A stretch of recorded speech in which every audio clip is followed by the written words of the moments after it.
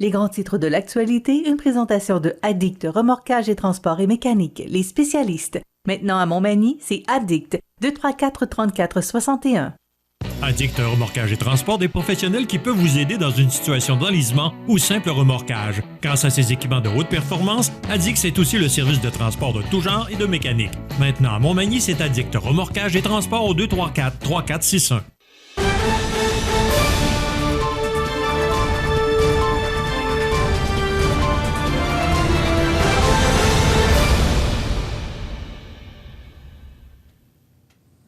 Les grands titres de l'actualité de ce mercredi 12 octobre. José Soucy, bon matin. Bon matin. José, d'abord, deux débuts d'incendie, un lundi et l'autre hier. Oui, lundi au motel Days Inn, ça a rapidement été maîtrisé. C'était une problématique en lien avec une sécheuse, de sorte qu'on n'a pas eu de gros problèmes. Les seuls dommages qui ont eu lieu, c'est visiblement avec la sécheuse en question, mais pas de blessés, pas de gros dommages, comme je l'ai dit. Et un autre hier, vers... je pense, c'est en début d'après-midi, chez Garant, ou peut-être le matin, c'est vers le midi du moins, là, et c'est en lien avec un dépoussiéreur à métal. Mais souvent, dans les usines, il y a des dépoussiéreurs, et il y a souvent des alertes reliées à ça. Là. J'en ai connu d'autres sur le territoire, Michel. Là. Mais heureusement, il y avait des employés qui étaient également pompiers. Ça fait qu'ils ont pris le contrôle de la situation assez rapidement. D'ailleurs, ils l'ont partagé quand même fréquemment hier sur les réseaux sociaux. Là. Ils ont commenté également, là, puis bravo, parce qu'il y avait des pompiers sur place. Là. Mais ça a été fait d'une façon professionnelle. Je tiens à lever mon chapeau encore une fois ce matin, même si j'en ai pas. C'est une expression bien entendue, là, mais pour dire que les gens là, sont allumés. Puis lorsqu'on réussit à éviter des problèmes, des catastrophes, ben tout le monde est gagnant. S'il y avait eu un feu chez Garant, ben, ça amène énormément de problèmes. Là. On ne dit pas assez souvent comment sont importants nos pompiers, nos policiers dans la région. Et encore la preuve, là, c'est que ces deux débuts d'incendie qui ont été maîtrisés rapidement, et aussi les employés de l'entreprise là, qui sont intervenus rapidement, puis ça évite des catastrophes. Exactement. OK. Maintenant, les trois élus du Parti québécois ne prêteront pas serment au roi d'Angleterre Georges III. Écoute, hier, je voyais... C'est pas Georges. C'est Georges III, absolument. C'est pas Georges. C'est quoi de bord? Attends un petit peu, comment il s'appelle? C'est Georges III. Hein? Oui, c'est absolument, c'est Georges III parce qu'il prend un nom. C'est un peu comme un pape. Il va choisir François ou Benoît ou je sais pas. OK. C'était pas Charles? C'est Charles, mais il a choisi le... Ah, écoute, là, tu me mets en doute ce matin. Écoute, on va aller vérifier, mais il me semble que c'est Georges III. On va vérifier ça tout de suite parce que me semble que c'était Charles III. Non, écoute, Charles III, ça peut pas être le troisième, c'est le premier. Mais c'est pas ça qui est important ce matin. Ce qui est important, c'est que les trois députés du Parti québécois ne porteront pas serment au nouveau roi. Et ça...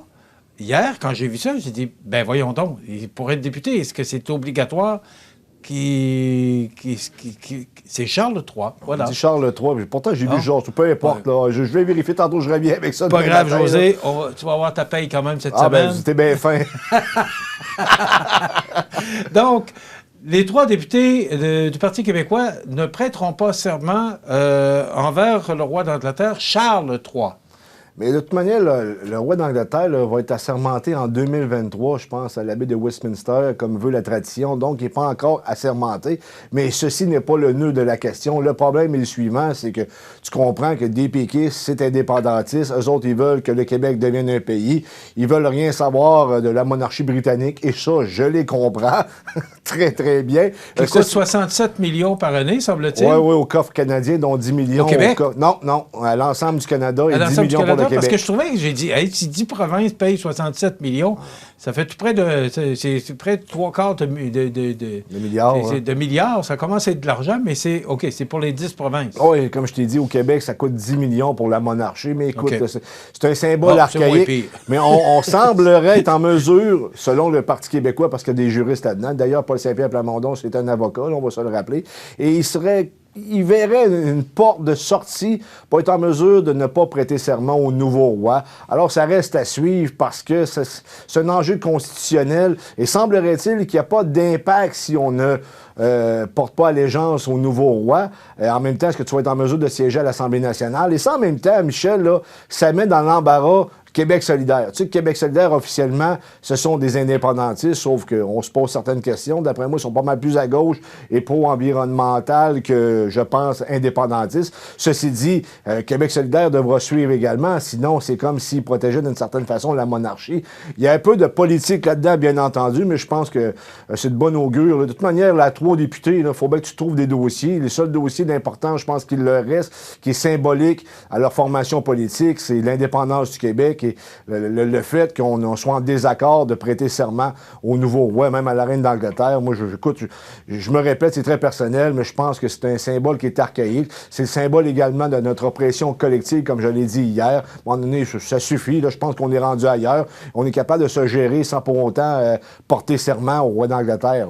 Ah, mais José, c'est ça la procédure. Moi, je trouve qu'on s'enfarge d'un fleur du tapis. Là. Écoute, ils sont 3. S'ils étaient 23 ou 33 ou 43, je dirais, ben là, ils ont du poids, mais ils sont 3. Oui, mais en même temps, c'est ça, c'est un bon combat. C'est juste ce que je pense. Vas-y, c'est que hier, là, ils voulaient avoir une Kodak sur eux parce que là, ils vont trouver des moyens. Si ils ne peuvent pas avoir leur entrée à l'Assemblée nationale parce qu'ils ne sont que 3 députés, bien, ils vont trouver des moyens pour se faire entendre, pour... on sait que c'est un parti indépendantiste, alors ils vont trouver des moyens pour aller chercher l'attention des médias. Et hier, ça a été réussi parce que tout le monde a parlé de ça toute la journée. Mais ça change quoi, là, dans la vie du monde qui prête serment au roi Charles ou pas? Puis que le roi Charles, de toute façon, c'est lui, automatiquement, c'est comme le président des États-Unis, où à partir du moment où le président décède, ben c'est là, on passe ça au suivant. Là. Non, je le sais, Michel, c'est pas la question. Je trouve qu'on s'en fait d'un flot. Michel, tu as raison jusqu'à un certain point, parce qu'il y a d'autres défis, notamment la pénurie de main-d'œuvre, on peut parler de l'inflation et compagnie. Mais en même temps, c'est extrêmement symbolique. Pensez comme il faut. Je vais rappeler qu'en Côte-du-Sud, l'armée britannique, je parle d'ici, jusqu'à la Pocatière, Saint-Denis-la-Bouteillerie et compagnie, là, ils ont rasé complètement la colonie, ils ont brûlé les maisons, il restait plus rien. Ouais, mais non, mais ce que je veux dire, là, je vais dire comme j'ai dit hier, puis on parle français, eux autres parlent anglais, il y a quelque chose qui fonctionne pas. On prête allégeance à un roi qui n'est même pas, tu sais, je veux dire, c'est pas nos origines. En tout cas, c'est compliqué parce qu'on pourrait refaire l'histoire, Michel, mais moi, sincèrement, personnellement, je suis d'accord avec ça. Je pense que ce serait le temps qu'on balaye ça du revers de la main, qu'on passe à d'autres choses. Et prêter serment au peuple québécois, selon moi, est beaucoup plus important que prêter serment au roi d'Angleterre. OK. Mais si la reine Élisabeth était encore là, penses-tu qu'il aurait... Je le sais pas, parce que la reine d'Angleterre, sincèrement, elle avait un capital de sympathie. Tu sais, elle était là en place depuis les années 50, je pense. En 1940, là, pendant le second conflit mondial, elle avait un rôle prépondérant à jouer. Et elle parlait très bien français aussi. Donc, il y avait quand même un respect qu'on n'a pas avec le nouveau roi qui nous fait quelques crises de pacha à l'occasion ici. Il semble plus ou moins sympathique. Ben, c'est exactement ce que je dis. C'est très personnel comme commentaire. J'aborde dans le même sens. Prix de l'essence. Ouais. Écoute, hier midi, j'ai remarqué que chez Irving, dépanneur Couche-Tard à Montmagny, le prix de l'essence était à 1,79,9 $. Et ce matin, je passe devant chez Irving et le prix de l'essence est encore à 1,79,9 $.